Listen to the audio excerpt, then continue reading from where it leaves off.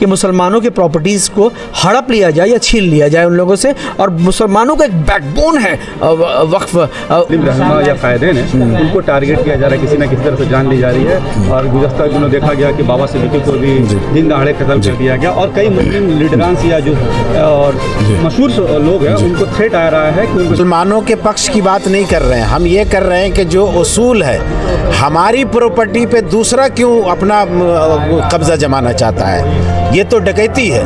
जायदादों को छोड़ दें जिन पर आपने कब्जा कर रखा है। मुसलमान खामोश नहीं है और मुसलमान देखिए एक ऐसी कौम है जो कानून को हाथ में नहीं लेती है, बल्कि कानून के दायरे पर रह के काम किया जाता है। सरकार की प्रॉपर्टी नहीं है तो हमारी प्रॉपर्टी है, हमारे बाप दादा की प्रॉपर्टी। हम अगर सही नहीं इस्तेमाल कर रहे हैं तो हमारे खानदान वाले ने हमें ठीक करेंगे। अखिल भारतीय राष्ट्रीय परिषद ने कोलकाता के मिल्ली अलामीन कॉलेज में तहफ़्फ़ुज़ अवकाफ सम्मेलन का आयोजन किया, जिसमें मौलाना उमर आबिदीन कासमी मदनी ने मुख्य वक्ता के रूप में भाग लिया। उन्होंने वक्फ बोर्ड, वक्फ संपत्ति समेत अन्य मुद्दों पर विस्तार से चर्चा की। उन्होंने अपने संबोधन में कहा कि केंद्र सरकार मुसलमानों की संपत्ति जब्त करना चाहती है। हम अपने धार्मिक मामलों में कभी भी हस्तक्षेप बर्दाश्त नहीं करेंगे। उन्होंने कहा कि वक्फ बोर्ड और वक्फ संपत्ति एक मुस्लिम की संपत्ति है और इसमें सरकार या किसी अन्य धर्म के व्यक्ति द्वारा कोई हस्तक्षेप नहीं किया जाना चाहिए। सरकार द्वारा प्रस्तुत वक्फ संपत्ति संशोधन बिल बिल्कुल निरर्थक है। इस बिल के माध्यम से जो भी नए कानून लाने की कोशिश की जा रही है, वह केवल हमारी वक्फ संपत्तियों को जब्त करने के नाम पर लड़ने की कोशिश की जा रही है। हम सभी को यह नया बिल बिल्कुल भी मंजूर नहीं है। हम इस बिल का पूरी तरह से विरोध करते हैं और अन्य सभी मुस्लिम धार्मिक संगठनों से भी अपना विरोध दर्ज कराने का अनुरोध करते हैं। इस कार्यक्रम के संयोजक मौलाना मोहम्मद शफीक कासमी, ओनल इंडिया नेशनल काउंसिल कोलकाता के अध्यक्ष मौलाना मोइनुद्दीन कासमी, महासचिव रफी सिद्दीकी, सचिव शाहूद आलम, सहायक महासचिव मौलाना अब्दुल सुभान नदवी ने इस सम्मेलन को सफल बनाने का बीड़ा उठाया। हम इस नज़रिए से देखते हैं कि हमारे मजहबी मामलात में ये इंटरफेरेंस है, मुदाखलत है और इस तरह के किसी कानून की कोई ज़रूरत नहीं है। हम इसे रिजेक्ट करते हैं। 1995 का जो वक्फ बिल है और उसके बाद 2010 और 13 में कुछ अमेंडमेंट्स लाए गए, ये सारे अमेंडमेंट्स जो है वक्फ के निज़ाम को बेहतर बनाने के लिए लाए गए थे। 2024 में जो अमेंडमेंट लाए गए हैं, इसका इंटेंशन ही वक्फ के निज़ाम को ख़त्म करना, उसको डैमेज करना। जबकि सरकार का कहना है कि वक्फ जो प्रॉपर्टी है उसका सही से इस्तेमाल नहीं होता। अगर सही से इस्तेमाल करते वक्फ बोर्ड और वक्फ बोर्ड के लोग तो इससे और ज़्यादा मुनाफा होता। हम मुसलमानों की फलाह बहबूद के लिए ये बहुत हम उनकी नेक नीयती पर यकीन करते हुए कहते हैं आप उन जायदादों को छोड़ दें जिन पर आपने कब्जा कर रखा है। दो अलग अलग चीज़ें हैं। हमारा काम है अपने हुकूक के लिए लड़ना। उनकी नीयतों में खोट है, वो अपना हिसाब देंगे, एक बात। दूसरी बात यह है कि देखिए बाबरी मस्जिद का जो फैसला था, उस जजमेंट में खुद ही एतराफ़ किया है, न वहाँ पर कोई मंदिर थी, न मंदिर के आसार मिले, न मंदिर तोड़कर बनाया गया। ये खुद इस बात का एतराफ़ है कि वो जो फैसला दे रहे हैं वो इंसाफ के तकाज़ों की बुनियाद पर नहीं दे रहे हैं, वो आस्था की बुनियाद पर दे रहे हैं। अब अगर अदालतें आस्था की बुनियाद पर फैसला करने लगे तो गाँव की पंचायतों का क्या होगा और गली कूचों में लड़ने वालों का क्या होगा। अपना निज़ाम है, लेकिन ये बात मुख्तलिफ जजेस ने, खुद मुल्क के जो जजेस थे उन्होंने एतराफ़ किया है कि जुडिशरी में फ़िरक़ा परस्त ज़हन के लोग मौजूद हैं। मैं किसी के बारे में नहीं कहता ख़ास किसी। कई साल देखा जा रहा है कि मुस्लिम रहनुमा या कायदीन है, उनको टारगेट किया जा रहा है, किसी न किसी तरह से जान ली जा रही है। और गुज़श्ता दिनों देखा गया कि बाबा सिद्दीकी को भी दिन दहाड़े कत्ल कर दिया गया और कई मुस्लिम लीडरांस या जो और मशहूर लोग हैं उनको थ्रेट आ रहा है कि उनको जान से मार दी जाएगी। तो क्या कर लगता है कि मुसलमानों के रहनुमाओं को आवाज़ दबाने की कोशिश की जा रही है? अब देखिए ये तो एक मुनज़्ज़म कोशिश है कि मुसलमानों की चाहे मजहबी आवाज़ हो या सियासी आवाज़ हो, उसको ख़त्म किया जाए। ख़ास तौर पर सियासी एतबार से मुसलमानों को अछूत बनाने की प्लानिंग है और उसमें बहुत हद तक कामयाब हुए हैं। हमें अपना एक बाशूर कम्युनिटी की हैसियत से अपने कायदीन की, अपने असासे की हिफाजत करनी चाहिए। इस्लाम हमेशा बाकी रहेगा और जो मुसलमान इस्लाम को थामे रहेंगे, किताब व सुन्नत को, रसूलुल्लाह सल्लल्लाहु अलैहि वसल्लम को, वो कभी मिटाए नहीं जा सकते। बस खत्म। मुसलमानों को मसलत कर दी गई। क्या लगता है कि वक्त अमेंडमेंट एक्ट है 2024 उसको भी मसलत कर दी जाएगी? देखिए उनका क्या इरादा है वो तो आपने सुन ही लिया है। लेकिन इंशाल्लाह हम लोग इस बिल को कभी कबूल नहीं करेंगे।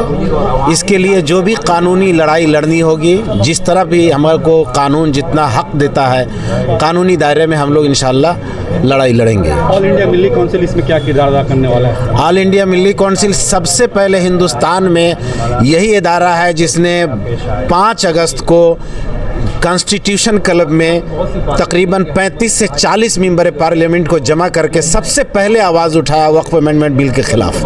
उनका जो नीयत है वो तो साफ़ है, जिस तरह से वो बोल रहे हैं, कर रहे हैं, लेकिन इंशाल्लाह वो भी अपने मनशे में कामयाब नहीं होंगे। उन्हें भी कामयाबी नहीं मिलेगी। मुसलमानों के पक्ष की बात नहीं कर रहे हैं, हम ये कर रहे हैं कि जो उसूल है, हमारी प्रॉपर्टी पे दूसरा क्यों अपना कब्जा जमाना चाहता है, ये तो डकैती है और डकैती हम कभी नहीं कबूल कर सकते हैं। अपनी प्रॉपर्टी को बचाने के लिए, अपने जान माल इज्जत आबरू को बचाने के लिए हम कानूनी हर दायरा को इस्तेमाल करेंगे।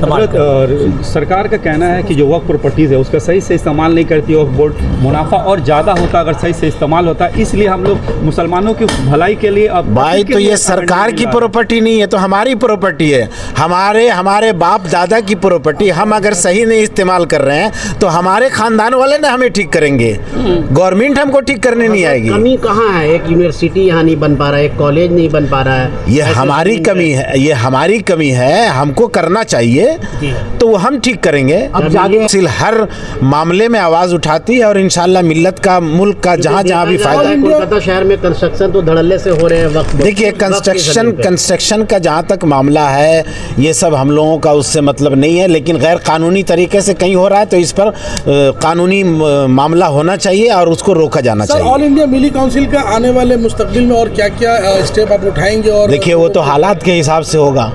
हम लोग का तो अभी पहला स्टेप है कि मिशन तालीम 2050 है। अच्छा। कि हम तालीम के मैदान में इतना काम करें कि 2050 तक हमारे मुल्क का एक भी बच्चा जाहिल ना रहे, बच्चा बच्ची सब पढ़ा लिखा रहे। ये हमें 2013 से ये चल रहा है। हम राकेश साहब, जिस तरह से वक्फ प्रॉपर्टी अमेंडमेंट एक्ट सरकार लेकर के आई है, देखा गया कि ऑल इंडिया मिल्ली काउंसिल ने आज एक मीटिंग की, इस बारे में लोगों को अवेयर करवाया। तो आने वाले वक्त में ऑल इंडिया मिल्ली काउंसिल का क्या लाएअमल होगा इस बिल को रोकने के लिए? ऑल इंडिया मिल्ली काउंसिल जो है हर वक्त सरगर्म है, ख़ास करके ये बिल को लेकर तो बहुत ज़्यादा ही सरगर्म है। मैं बता दूं कि सिर्फ ऑल इंडिया मिल्ली काउंसिल कलकत्ता नहीं बल्कि कौमी ऑल इंडिया मिल्ली काउंसिल ने सबसे पहला प्रोग्राम 5 अगस्त दिल्ली के कॉन्स्टिट्यूशन क्लब में किया था, जबकि जहां पे लगभग 42 MPs आए थे और उन्होंने अपनी अपनी राय जो है वहाँ रखी थी। और मैं आपको बता दूँ कि कलकत्ते में भी जो ऑल इंडिया मिल्ली काउंसिल कोलकाता है, सबसे पहले जो है तहफ़्फ़ुज़ औक़ाफ़ के सिलसिले में जो है प्रोग्राम रखा गया था होटल आइवरी इन में, जिसमें वक्फ बोर्ड के जो है CEO एहसान अली साहब आए थे, फिर इमारत शरिया की तरफ से फ़हद रहमानी साहब थे, शिबली कासमी साहब थे, इमारत शरिया के जो नाज़िम हैं वो मौजूद थे उस वक्त, और ये हमारे जो फ़िराद हकीम साहब मेयर ऑफ़ कलकत्ता हैं वो मौजूद थे, जनाब जावेद खान साहब जो हैं वो मौजूद थे। तो इस तरह से जो हमारी कोशिश जारी है कि वक्फ बोर्ड ऑफ वेस्ट बंगाल जो है वो तो रिजेक्ट कर ही रही है और उन्होंने अपनी रिपोर्ट जो है अल्हम्दुलिल्लाह सबमिट कर दिया है वेस्ट बंगाल गवर्नमेंट को, कि हमारी ये भी कोशिश है कि वेस्ट बंगाल गवर्नमेंट जो है वो इसको टोटली रिजेक्ट कर दे, और इस सिलसिले में हमारा प्रोग्राम कंटिन्यू चल रहा है। आज हम लोगों ने मिल्ली कॉलेज में ये प्रोग्राम रखा था ऑल इंडिया मिल्ली काउंसिल कोलकाता की तरफ से, जहाँ हज़रत मौलाना उमर आबिदीन साहब जो हैं वो मौजूद थे, जो कि ऑल इंडिया मिल्ली काउंसिल तेलंगाना के सेक्रेटरी हैं, और इसके अलावा जो है वो बेटे हैं यानी कि फ़र्जंद अर्जुमन है हज़रत मौलाना खालिद सफ़ुल्लाह रहमानी साहब, जो सदर हैं all India Muslim personal law board के। तो उनका स्टडी जो है बहुत वास्ट है इस फील्ड में और वो काम कर रहे हैं। All India Muslim personal law board की तरफ से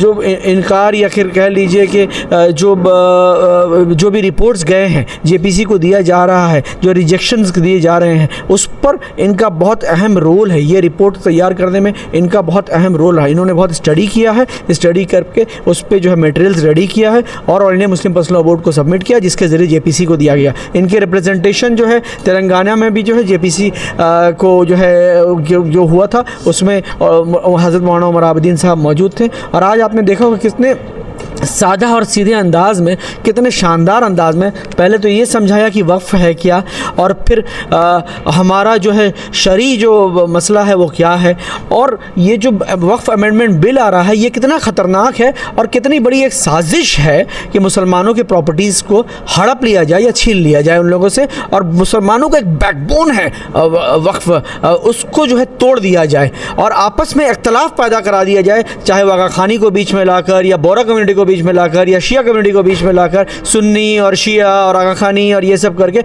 आप आपस में इख्तलाफ पैदा करवाना चाहते हैं, और divide and rule policy in लोगों का जो है वो उसको इख्तियार करके ये बैठे हुए हैं।